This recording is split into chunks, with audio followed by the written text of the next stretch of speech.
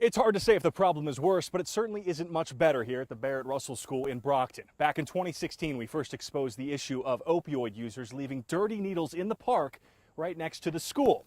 So 2 years later, we came back here to see if anything has changed. Yeah, it does make me angry at times. Anthony Fills is a police officer with the city of Brockton. He grew up right next to Parmenter Park and admits this is a hot spot for opioid abuse.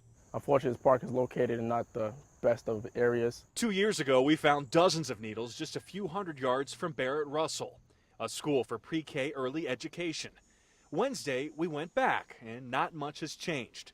There are still needles and pill bottles everywhere. We found this used syringe with its needle exposed in the middle of what appears to be a camp, and this camp is full of needle caps, beer bottles, condoms, and Narcan nasal spray. In fact, there are several other camps set up around the perimeter of this park.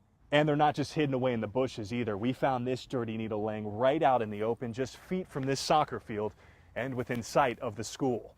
In 2016, Mayor Bill Carpenter took issue with our report and tried to say children didn't use the park. I think that in your prior story, you portrayed this as like being a play area where 5-year-olds are coming out here to play. There's a playground right there. I can see it. Right. And that's the limit to how far the children can. Listen, we don't want any needles anywhere in the city. Wednesday, the mayor sent us a statement. The park grounds are swept every other day by city workers.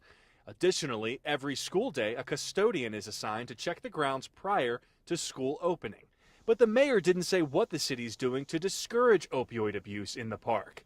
And Officer Fills is disappointed looking around the area where he was born and raised. You want to see things get cleaned up. The new school year at Barrett Russell begins September 17th. In Brockton, Jason Law, Boston 25 News.